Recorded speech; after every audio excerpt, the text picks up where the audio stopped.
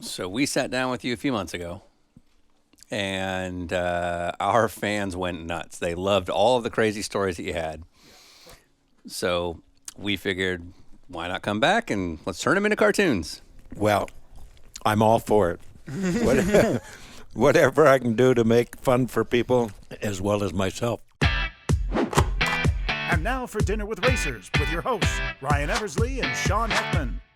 Placeholder radio sound. I'm a driver and I'm very angry. The sound of a driver on the radio during a race.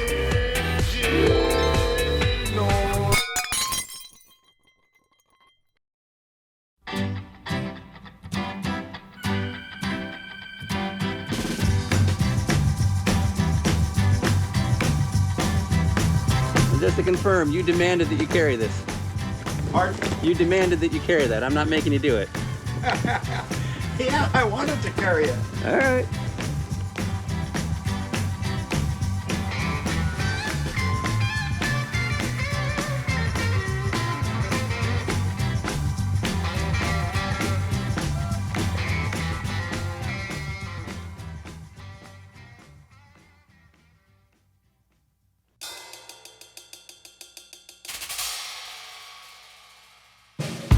When you and I had met before, we talked about skydiving without a parachute.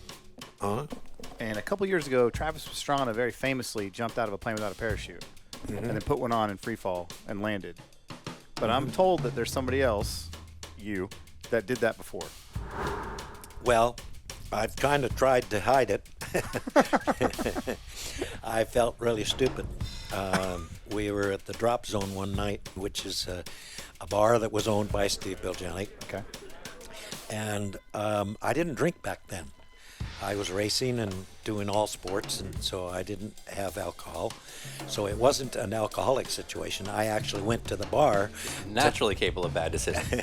to meet my friends and sell insurance because I was in the insurance business at the time. So this particular night, everybody else was drinking like crazy. And somebody said, you know, Simon, you've had almost 600 baton passes and you've never missed one. Why don't you try passing a parachute? And I said, passing a parachute? What the hell are you talking about? And they said, well, you know, you and Steve know each other pretty well. So they asked Steve if he'd carry the parachute for me. Yeah. So, no, hold on. Nonchalantly bar So, talk. yeah, nonchalantly bar talk in a time when this hadn't been done before. There's just this casual conversation of, you're going to jump out of a plane without a parachute, but it's cool because your buddy Steve's going to hand it to you. Well, And yeah, we're all drunk, except for you. really, it just boiled down to nothing more than holding the parachute at his chest and falling with the parachute and then handing it to me. So you're really not selling me. You're acting like it's not sudden death if it goes just a little wrong. Well, You're like, it's not that big of a deal. He's just holding a parachute. Yeah. But you're not wearing a parachute. And again, this is like 1965. yeah, but Okay, all right. you have to understand. You have to understand that at that point, the confidence level of myself was unbelievable. Oh, no, I get that. Because I would chase people that had a baton and they were very hard to get a hold of because they were falling improper and stuff. Yeah. And I never had a failure of passing the baton. Sure. So if somebody wanted to learn how to pass a baton, they always says go up with Dick. Right, Yeah. right. Your first time will be successful. Yeah. Right. So now let's turn it up a notch. Yeah, right. And have the stakes be, instant death. I used to do all kinds of things like put flour inside my parachute and then open it up, come below somebody and open it up and just shower them with I did that a couple of times. And then skydiving pranks. I like how you said, like this is common knowledge. right, Well, Like, yeah. I like to Skydiving pranks. blind people that are falling to their death. Yeah. The last time I did that, Steve bounced off the parachute, so I didn't do it anymore. Probably a because good idea to stop. He hurt his shoulder when he hit the parachute. Because he couldn't see? Well, he couldn't avoid it because I had showered him with flour. Yeah, And all that happened so quick. And this is in the 60s, just to Yeah. reiterate. So, technology. I went below him and pulled, and he went bounced off the parachute. Okay, so Because he's blinded by this. And white he's still powder. falling? He hasn't pulled his parachute yet? no. Okay, good. So basically, you're just risking both your lives Yes. to be like, ha, Yeah. gotcha. So when you say, was I crazy? Yes. In fairness, though, like he probably had that digital altimeter Right, that measured, right. He and it knew would just by the- automatically yeah. if it went wrong, right? Well, let's put it this way: not only the altimeter did we have, but you have the biological altimeter. You know, Yeah, If you've which been- doesn't help if you slam into a parachute. Right. Dick Simon. From your friend. Yeah, that's exactly right. Good Okay. prank. Good So- prank. So, and many times I would pull off pranks like they'd be expecting me to come in and get the baton, and I'd come zipping in and pull their parachute, and they'd be hanging up there 12,000 feet up. And then we'd have to get in a truck and go chase them down at some guy's farmhouse. Because they get blown away. Right. Because they got blown away so far. And, you know, we pulled off all kinds of stuff like that. We. Well, Sounds like you. yeah, a couple of times. And I got in trouble one time because I didn't open the parachute on purpose for a long time. Uh-huh. So you're trying to scare the out of people. The fans down below. Yes, Yeah. yes, that are about to watch a man die. That I opened at about 500 feet, 600. And so back then we were doing a lot When of was great- everybody else pulling? Well, you were mandatory to pull at 1,800 feet back then. Yeah, yeah. So yeah. 3 times higher than where you pull. Yeah. And that was the mandatory part. So let's just assume that I'm there with children, and they see a handful of people pull up, and then one guy still falling. This is exactly why we didn't do it again. Yeah, it's usually bad for business. It's It was- frightening it children. was- For the kids. Yeah. It was not good. Yeah. So how much money did Red Bull pay you to jump out of the airplane with no seat? Nobody paid me a nickel. Okay, but you're like, let's make something of this. We'll bring a film crew. No. Nothing. No. So it no. was really just a couple guys in the bar like, I bet I could do this. totally do this. Yeah. And that was it. Yeah. But all that happened is basically he went out of the plane with the parachute. When he went to hand it to me, Yeah. he pushed it forward. Yeah. If you stop and realize when you're falling like this, if you put a parachute out here, that's additional drag. And the parachute stood him up. Okay. And I'm coming in to grab underneath him. Yeah. Ooh, I get his feet. Oh, wait. So it didn't go well. No. No. The story you were downplaying a minute ago Yeah. is now You're like, like, it's nothing. Oh, there it goes. actually. Yeah. So you got his feet. Got his feet, grabbed up on part of whatever it was I grabbed. Yeah. Grabbed the parachute and put my arm through it, spun over backwards so that the parachute was on my back. And I got it on and fastened it, opened it, everything's fine. And I went, whew. But believe it or not, if your whole life has been to react from different emergencies that you've created yourself, Yes. then you have a survival situation that sometimes takes place. So your justification for Yes. your behavior is that if you routinely put yourself in life-threatening situations, you'll get out of them easier. So you're just going to keep doing it. He nodded with no irony whatsoever.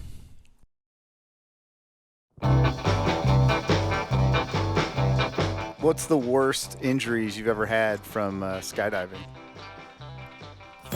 I broke my back in 3 places. That'd probably be it. Yeah. Because we had won the Nationals in sport parachuting, Utah Nationals. Because you were a competitive skydiver. Yes. Right. And this is like 1965. Yeah, we had won the championship. So the promoter at the Salt Lake Fairgrounds basically said to us, would you do a demonstration jump for the crowd? Yeah. So the 3 of us put on a show Yeah. where we would have smoke bombs tied to our feet. Of course. And we'd spread out and then come back at each other like we're going to collide. Yeah, yeah. And then land in front of the grandstands. So the grandstands are probably 60, 70 feet high. Oh, wow. And this particular day, the wind was like 50 knots. So the crowd was all there. Yeah. And Curry said, nope, I'm not jumping. It's too much wind. And Steve said, well, I'll jump, provided you drop below me. so that I can see what happens to you on the landing. It's usually not a sign of confidence in conditions. Though. You go first. So we jumped out of the airplane, and as I'm coming across, oh man, I'm going to go right into the crowd. Oh, wow. No way I could avoid it. Yeah. Wind was too much. The parachute would only go forward speed if no wind Okay. at about 18 mile an hour. So in a 50-knot wind, there's no, Yeah. Yeah, so you're in trouble. you're in trouble. Yeah. So I decided at this point to go across and cross over the grandstand. Okay. So as I'm coming across the grandstand, I'm hitting the roof with my feet. 1, 2, 3. And the parachute went down first. No. Oof. Yeah. And I broke both heels and my back in 3 places. How was the hospital time after that? Well, actually, they almost killed me in the hospital. When I went to the hospital, I was fine, in my opinion. Okay? Based on how many years of medical science? Yeah, well, based on my physical condition. Oh, okay. What I didn't realize is my body was in shock. Yeah. And so That's usually why you go to a medical professional. I walked in to the hospital. You walked into the hospital? Yes. So you just crashed in front of all these people.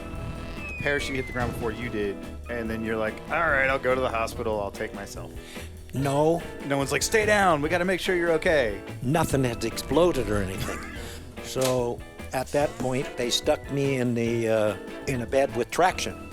And so the doctor comes in and he says, you're not leaving the hospital. And I said, what? And he said, no. He says, you've got 3 fractures in your back. So what basically happened is my internals all stopped working. Okay. And I developed gas inside. And I kept hollering at the nurse saying, I'm going to explode. I'm going to explode. And they wouldn't listen to me. And Did they know what you meant? Or were you just screaming, I'm going to explode? at that time, I can't remember exactly. All I remember is that I was crying for help. Yeah. Right. And so finally, But if after a guy's taking a hit and he's yelling, I'm going to explode, they might just shrug that off. Right. yeah, well, I I was trying to tell her that I'm internally feeling I'm just building up inside. Right. I need help. I need But that's help. not what you're actually saying. And the nurse said to me that the doctor will be back on Monday morning, 7 o'clock. He'll be here. Just be quiet. Yeah, write it out. Well, then it got so bad that I took her pencil and tried to stab myself. And when I did that, they tied my hands down.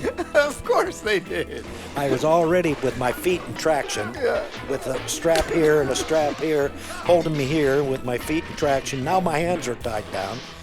What was the plan? Sunday night at 3 o'clock. No, stop. No. You can't just say I tried to stab myself with a pen Yeah. and then move on. Like, that's not a thing. Like, what was the plan once you like, you're going to let the gas out? Like, Yeah.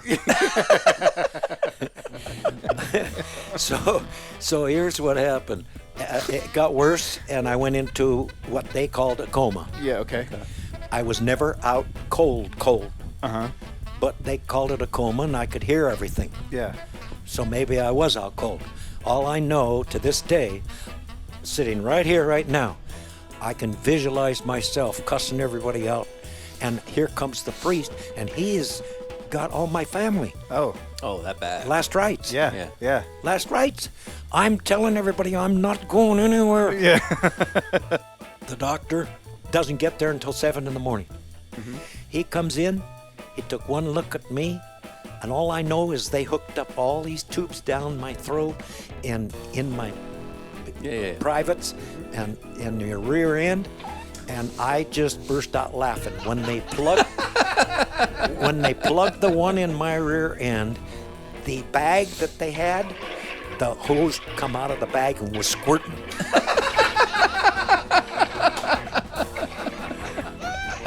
And you're laughing? Now, I'm supposedly dying, but I'm laughing. That'll teach you. I recovered almost unbelievably. By 2 days later, the doctor said, we're going to fuse you back. Well, that night at 2:30 in the morning, I walked out of the hospital How'd you get out of the hospital? because they had a temporary cast on me Yeah. that was too big for my pants. So I had to cut the pants, and I put my pants on. So you broke out of the hospital? Yes. Got it. Yeah. Got it. And then I went and soaked in the tub for the next 2 or 3 days. With a broken back. Yeah. Okay. But I never went back to the doctors. No. Yeah, they might tell you that you were wrong. And I did that, and I would put I went back to work within a week. And I knew I wasn't getting hurt. Right. It was just pain. Just pain. Just pain.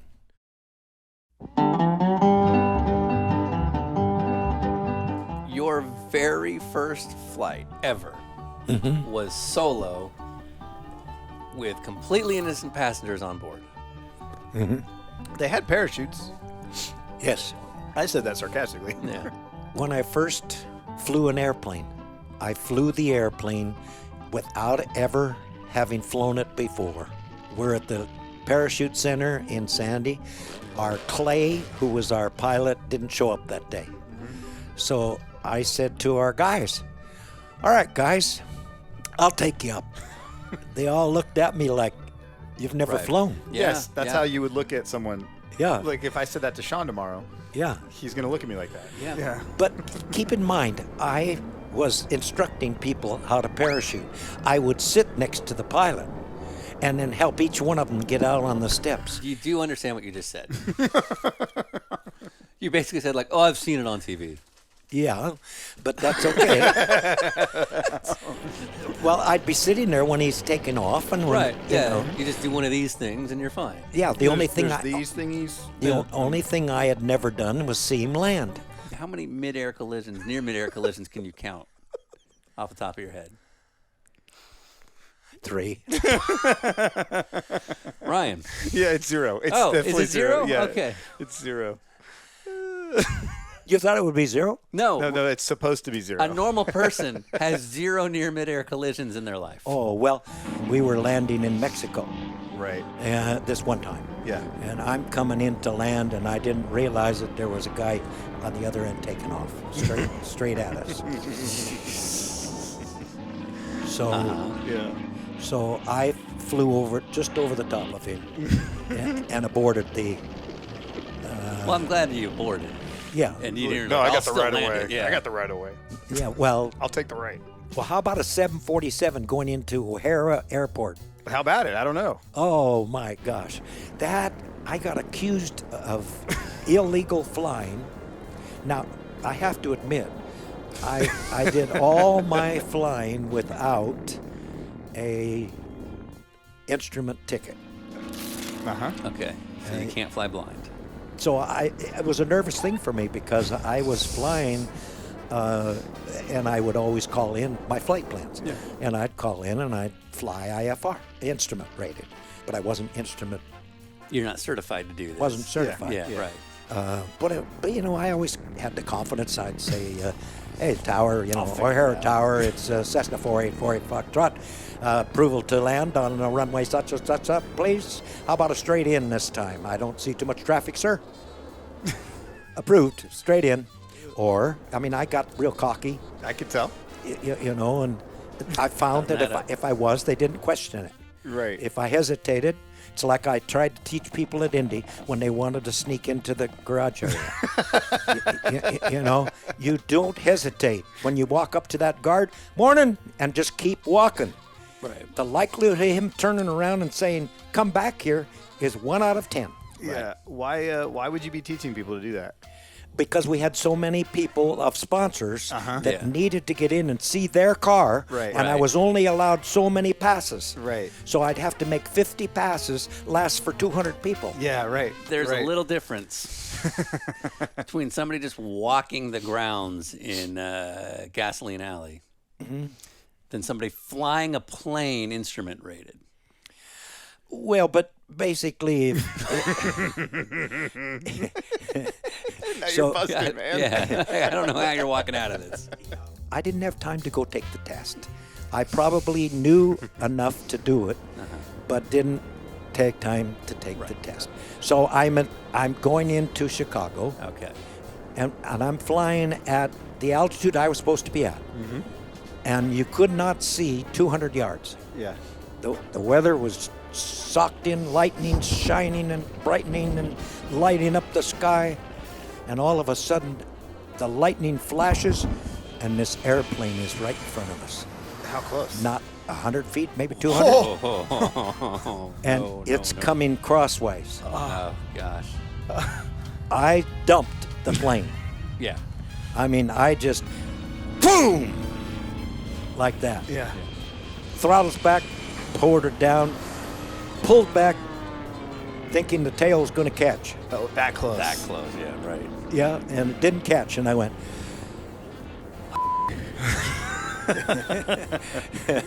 And so that shook my wife up. The last flight she ever took with me. Yeah. Okay. Yes. Yeah, it shook her up bad. Imagine that. I saw the eyes of the pilot. He's looking out his window like, "Boom!" Big. Yes. While he's looking out his window big, I'm reacting, right? So you're on top of it. I'm So you who are flying pretty much illegally at this point are pointing out to us that you were quick with the reaction time of the problem you caused. right. Got it. Okay. So they did a full-blown investigation. Oh, so you got caught with this. Yes, because the pilot reported it, Yeah. Because he blamed you. and he blamed me. Yeah, right. Right. What kind of plane was he in? A commercial airliner. He was in a 747. 747. Holy. So it turned out Was he it was a passenger 747? yes, he was Uh-huh. he was 1,000 feet below where he belonged. Okay. So they suspended my license in a letter first, Right. but they didn't suspend it. They said, subject to this investigation, Right. your license is being withheld. Okay. All right. And 60 days later or so, they sent me a nice letter and said, "You all You're fine. evidence proves Yeah. that you were not at fault." What was your third one? Well, that was. I don't like the laughter. The guilty laughter. It's like, oh yeah, this one was bad. Yeah. Well, that's probably my fault, but.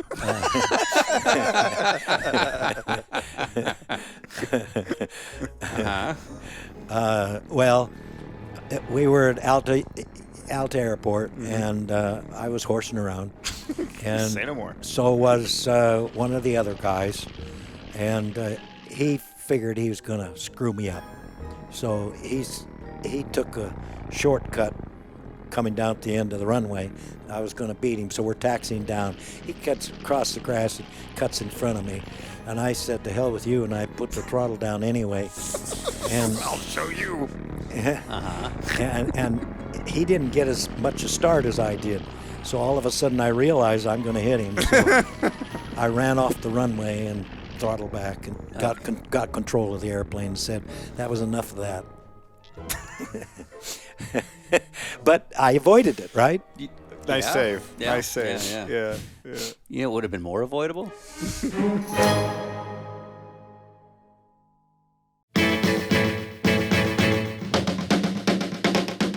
I saw on your skit you did with Bobby Unser. Yeah.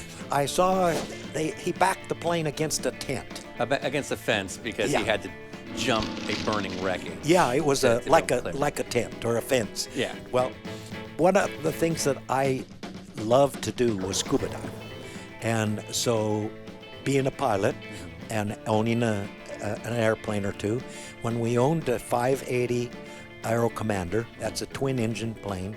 The reason I had partially bought that airplane was for being able to load it up with dive gear, all kinds of tanks, because when you go to Mexico, you know, there wasn't a lot of places to fill the air. So basically, this one particular time, we had spotted this short runway and a town right there. Just as you're flying around, you're like, we can go there. Yeah. So we thought, you know, we'll dive there, Yeah. Okay. have lunch there, Yeah. and then head back.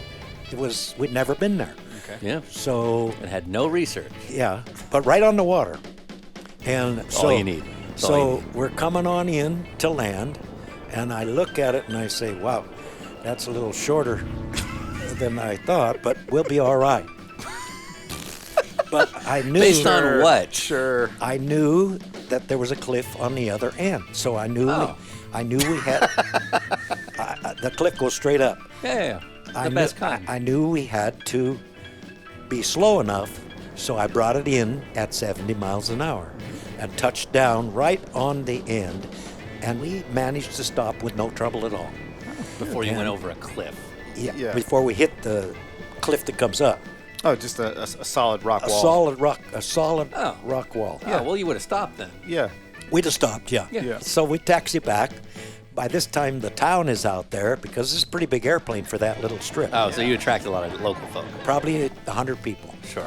And because they just had this one little restaurant right there next to the airport. Okay. And then they all gathered to see us take off. Yeah. Yeah. And I don't know if it was taking off they were looking to watch. Yeah. Right. so we taxi on down, and I swing the plane around, and I lock up both wheels. There's a table somewhere, and families are throwing Yeah, down money. about to say, yeah. Like, no way he's making this. Yeah.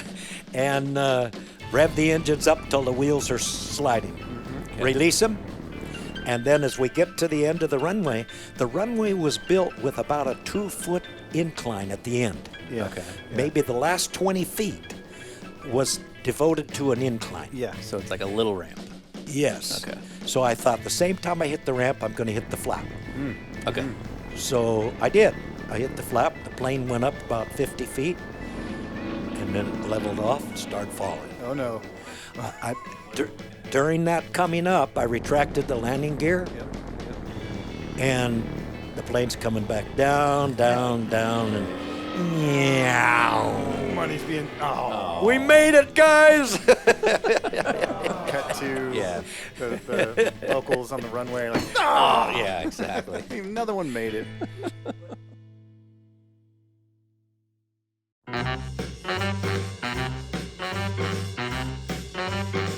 Didn't you crash a plane? Yeah, through a barn. Through a barn, right. Yeah, in Salt Lake City, at that airport, Sandy, Utah, there was a club there that I belonged to that I had joined because they had a couple different airplanes and I could fly them whenever I wanted to. Yeah. So this one particular night, Spanish Fork had this special guy that was a welder for aluminum to build a special fuel tank for our race car. We wanted a gallon on the bottom of the tank. So you're cheating. Yeah. But I went down to get that tank because it was built. Yeah. And when I'm coming in to land in Spanish Fork, it's called, there are 12,000 volt lines that run across the incoming runway, Power lines. power lines, Yeah. to Provo, the main power to Provo. Yeah. I'm about 500 feet coming in to make a landing at Spanish Fork. Okay. The engine quit. Just all on its own. All on its own, just quit. Yeah. There's no way I'll make it. Yeah. So I'm trying to figure out what field I'm going to land in. Yeah. And all of a sudden the plane jerked, and there's this huge flash. Yeah. The landing gear had hit the wires. Yeah. And ignited the wires and attached itself. To this day, I don't know how, but attached itself to the plane, and the plane started turning. I'm doing the controls, and I'm thinking, what in the world is going on here? But what else can I do except follow the circle? I just start turning, and all of a sudden I'm coming down, I see a cow, and I go over the cow. and then I coming along, and I see this big block, like looking at you, and I go, oh, that's a barn. And I pull back on it. The plane was through flying. Yeah. Yeah. It didn't go. It didn't respond. It just went straight through the barn. Again, the good Lord was looking after me. Sure. But the scaredest I got was not seeing that barn, was not going through the barn. It was when the farmer came out to see if the pilot was dead. Because what had happened, I went through the barn, the wings came off, the fuselage broke in half, where the motor was mounted, it kinked, and the seat next to me, if the seat belt isn't attached, the seat's free. It took the windshield out. So with the windshield out, all I did is scoot down the front of the nose and land on my feet. And I had a business suit on because Ta-da! Yeah, right. where was I going? I was going to Spanish Fork Airport right from the insurance company. Yeah. When I scooted down, I ran from the airplane because I smelt the fuel. Yeah. I thought it was going to explode, and I turned around and waiting for it to explode, and this hand hit me on the shoulder like that. Yeah. I must have jumped 6 feet in the air. It scared the living hell out of me. Yeah. Because, he said, "Is he dead?" So he thinks you're just some random guy that showed up in a suit from God knows where. In the middle of a field. Yeah. Yeah. Yeah. But, he sees the plane crash. Nobody could live on that. Right. Yeah, Yeah. sure. Right. I mean, his barn's flat. Right. And he said, So just random businessman. Barnes flat. well, he says, "You're lucky in one side and unlucky in another." And I said, "Well, how's that?" "You're lucky I took the hay out this morning." Oh, yeah. He said, "That hay was in there all the way to the top." Oh. Yeah. He said, "You'd be dead. You owe me one." Yeah. And in fact, you owe me a barn. That's the bad part of it. Yeah. So he did get a new barn. The insurance company bought him a new barn. Nice. And the club got a new airplane. Right. And from that point on, they wanted me to fly anything that had a problem. Oh. The club did. To write it off?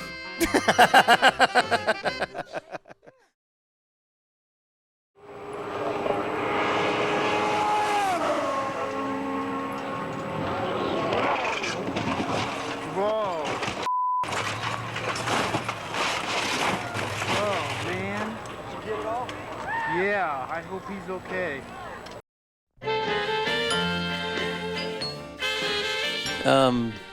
Turn 9. Riverside. It was before turn 9. Okay. It was on the straightaway, coming around turn 8. Okay. The lap before, I was running in 5th place. Okay. Rick Beers was in front of me in 4th. Mario was in front of him in 3rd. A.J. Watson's car I was driving, and I called in to A.J. And I said, "A.J., I'm so sorry. The tires are gone. I got to come in." He said, "Stay out. You're going to pass Rick next lap. You're going to pass Mario the next lap. Stay out." Okay. Yeah. One more lap later, and almost the same spot I was talking to him from, Yeah. Yeah. the left rear tire exploded. And as the left rear tire exploded, it sent the car swerved to the right. I saw this huge embankment. Yeah. And I thought, oh, I'm going to go right into the crowd. Yeah. There was motorhomes and people. And instead of that, I threw the car totally sideways. And because it was going up on an angle, and I went like that. Yeah. I knew I couldn't go back down, so I actually turned into it to get the back end to dig in. Okay. It dug in and caught at the top and changed direction to go down that way. Yeah. When it caught. And so I flipped 12 times. And during that flip, I saw a lady running. So it's like, whoa, lady running. I saw, Where's she going? I saw a lady get hit with some, I didn't know what it was at the time, wiped the chair right out from under her. She was nursing a baby, Jeez. and she was in the motorhome. Yeah. And then I landed, okay? And my vision was gone because that last impact, it shot all the blood from my head and everything into there. Yeah. So I didn't know that. Okay. I didn't know that. So my vision came back while I was walking out on the track. You'll see me stop. The reason I stopped is I heard Johnny Rutherford coming, yellow car. I heard him coming. I said, whoops, that's not the direction I need to go. So I turned the other way. So you're walking on a hot track blind. Well, yeah. Completely So blind. I You're turned, like, I'll just go where I'm turned the going. other way, and the crowd started grabbing me. I still couldn't see. Yeah. And they said, "Are you okay?" I said, "Just give me a minute. Just give me a minute." So then the vision came back, Okay. and then I started walking again because I wanted to see the car and see how bad it was. And then they wouldn't let me. They pulled me away. But when the ambulance got there, the ambulance guy just checked me over quickly, and he said, "Are you sure you're okay, Dick?" He says, "Nothing left of the car." Yeah. And I said, "Yeah, I'm fine. I don't have any problem." I said, "I saw something, though. I saw two people, one fall and something hit somebody else. You saw that? Yeah. Well, she broke her wrist. She's at the infield hospital. You'll see her in a few minutes. Yeah, you'll be hanging out with her. Yeah. So when I got there, they were casting up her wrist. Yeah. And I had to sign it. You're going to want to hold on to that one, ma'am. It's a Dick Simon original. And but this is true as hell. What did A.J. Watson have to say for himself? He was very disappointed in himself. Yeah. After that happened, he said, whatever you say. Maybe this guy knows a thing. Yeah. So we've heard about 35 different stories of you avoiding death. I'm pretty sure you're going to outlive all of us. Me too. What's the thing that's going to take you down? Some stupid thing might get me. Bees. Because in my heart, I still have problems forgetting that I need to grab something. Okay. So like the other day, I stepped off a boat. I wasn't holding on. The boat, I stepped off thinking the dock was 3 inches, 4 inches down. It was over a foot. And my foot missed the dock and went down the edge. I fell on my face on the dock. Yeah. Physically, I could still whip a lot of guys. No doubt. So it's not going to be a midair collision. It's not going to be a race car. It's going to be a 6-inch step. Yeah.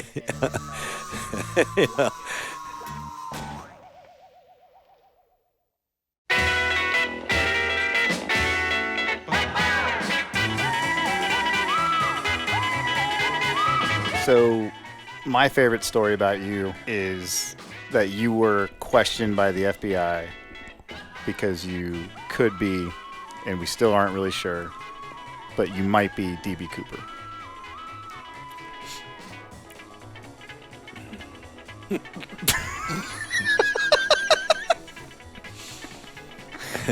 No comment? Well, you know, I drove for Rolf Olstead a couple of times. Yeah. And one time he pulled a dirty trick on me.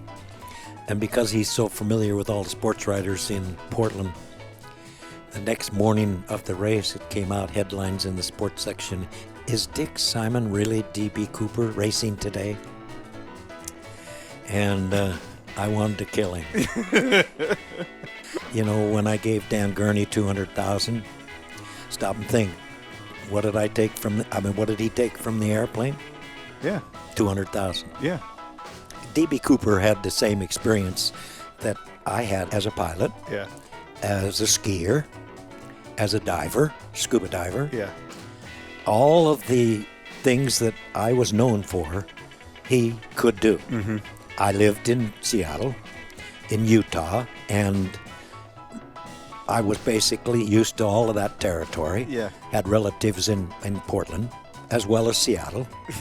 So they traced me down in Salt Lake City. Who's they? The FBI? Yes, the FBI. I An didn't. experienced skydiver who would have known this terrain. When they came to our house, it had kind of a strong front door. Right. But As you found out. Yeah, about to say, why are you conditioning the front door here in the story?